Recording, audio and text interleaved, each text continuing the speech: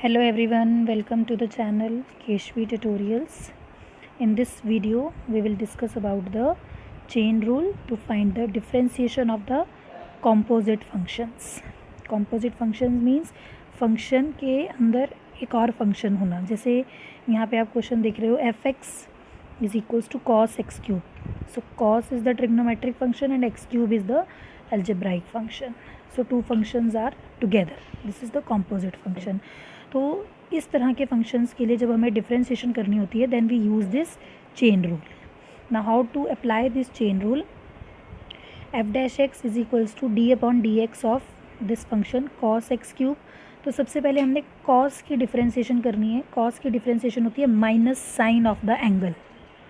Cos of theta अगर आपके पास है और आपने इसकी डिफ्रेंशिएशन करनी है तो वो होती है माइनस साइन थीटा. लेकिन यहाँ पे जो थीटा है वो एक्स क्यूब है. तो हमने क्या किया, सबसे पहले हमने कॉस की डिफ्रेंशिएशन की minus sine x cube into the differentiation of this angle and the angle is x cube here. तो ये चेन बनी आपके पास, इसलिए इसको चेन रूल बोलते हैं. Now minus sine x cube into, अब एक्स क्यूब की डिफ्रेंशिएशन के लिए हम अप्लाई करेंगे formula x raise to the power n वाला, d upon d x of x raise to the power n that is equals to n x raise to the power n minus one. तो वो formula हमने यहाँ apply किया और उससे हमारे पास x cube की डिफ्रेंशिएशन आ गई 3x square.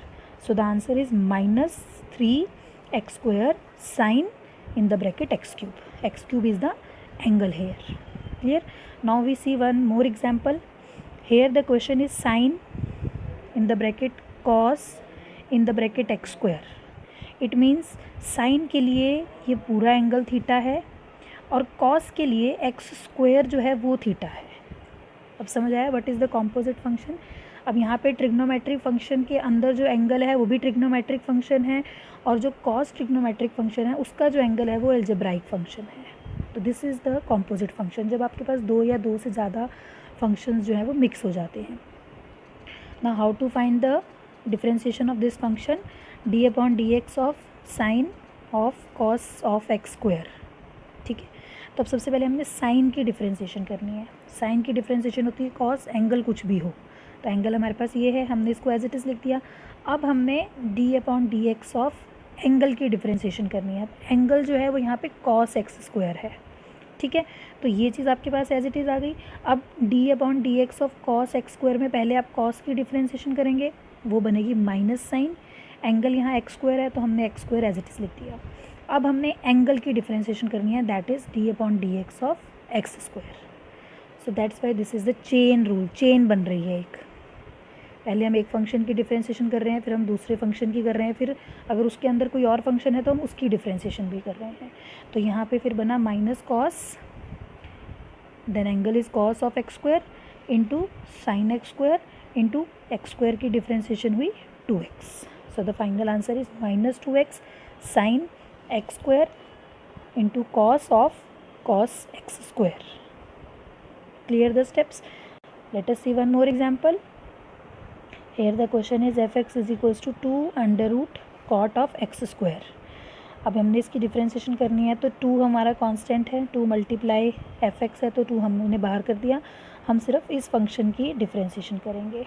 Now this function is in the whole function is having the square root. तो सबसे पहले हम x raise to the power n की जो हम डिफ्रेंशिएशन करते हैं, पहले हमने वो वाला फॉर्मूला अप्लाई करना है n x raise to the power n minus one.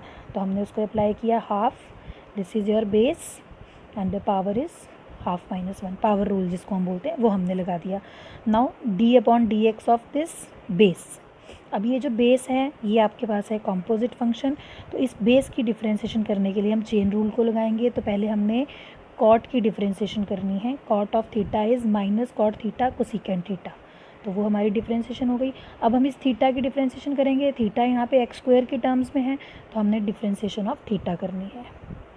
So this is minus one, ये जो माइनस है ये यहाँ आ गया and this is the power negative and to make it the positive इसको हम डिनोमिनेटर में ले गए into cot of x square cosecant of x square into, अब एक्स स्क्वायर की डिफ्रेंशिएशन हुई 2x.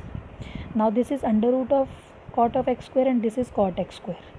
इसको जब हमने सॉल्व किया using the law of exponent, that x raised to the power m upon x raised to the power n is equals to x raised to the power m minus n. तो इसकी power 1 है, cot of x square यहाँ पे power 1 है और यहाँ पे power है हाफ, और ये डिनोमिनेटर में है तो हमने इसको माइनस किया तो हमारे पास बन गया under root cot of x square.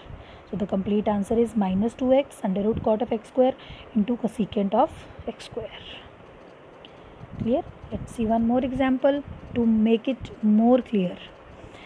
So this is the question, cos x cube into sin square x5. अब now this is the product function as well as the composite also. दो functions यहाँ multiply हो रहे हैं, trigonometric functions, और जो functions multiply हो रहे हैं वो आप कॉम्पोजिट भी हैं. तो हमने क्या करना है, सबसे पहले हमने एक फंक्शन को सॉल्व करना है, तो हमने इसको ले लिया लेट u. फिर हमने दूसरे फंक्शन को सॉल्व करना है, इसको हमने ले लिया लेट v. ओके, ये यहाँ पे नहीं है, इसको मैंने यहाँ नीचे सॉल्व किया है. सो du upon dx chain rule लगाया हमने. यहाँ पे मैंने डायरेक्ट चेन रूल लगाया, देखो कॉस को मैंने माइनस साइन लिखा और साथ ही मैंने एक्स क्यूब की डिफरेंशिएशन कर दी है 3x स्क्वायर. तो आप डायरेक्ट स्टेप भी कर सकते हो. तो ये बन गया minus 3x square sine of x cube. अब यहाँ मैंने v लिया है, that is sine square x raise to the power 5. So dv upon dx this is 2 sine x raise to the power 5. पहले हमने पावर रूल लगाया, फिर हमने बेस क्या है आपके पास, sine x raise to the power 5, हमने उसकी डिफरेंशिएशन की cos x raise to the power 5. फिर हमने x raise to the power 5 की डिफरेंशिएशन की 5x raise to the power 4. Clear? Then 2 5 ज़ा 10, ये 10 आगे आ गया, x raise to the power 4 और उसके बाद sine and cos with their respective angles x raise to the power 5. We part में एक बार फिर से आपको एक्सप्लेन करती हूँ. ये है sine square x raise to the power 5. Ultimately this is sine x raise to the power 5 whole square है ये. ओके, तो इस होल स्क्वायर को पहले हम सॉल्व करेंगे यूजिंग द पावर फॉर्मूला. तो वो यहाँ लगाया गया है.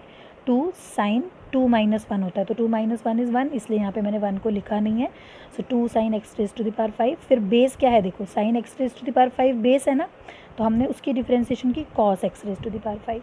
फिर हमने x raise to the power 5 की डिफरेंशिएशन की, that is 5x raise to the power 4. और ये हमारे पास अल्टीमेटली आंसर आ गया dv upon dx. This is du upon dx.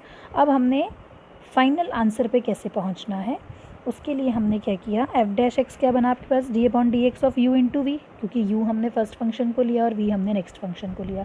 Now u into d v upon d x plus v into d v upon d x.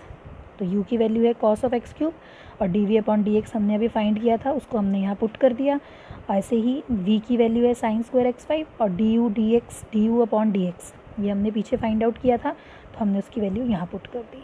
अब simply हमने क्या किया, common लिया है. जैसे आप देख रहे हो यहाँ पे एक्स स्क्वायर है, यहाँ x raise to the power 4 है, तो एक्स स्क्वायर कॉमन आ गया. Sine x raise to the power 5 sine square x raise to the power 5, तो sine x raise to the power 5 common आ गया. whatever is left we have written in this bracket and this is the final answer. I hope you all have understood the chain rule. Thank you so much for watching.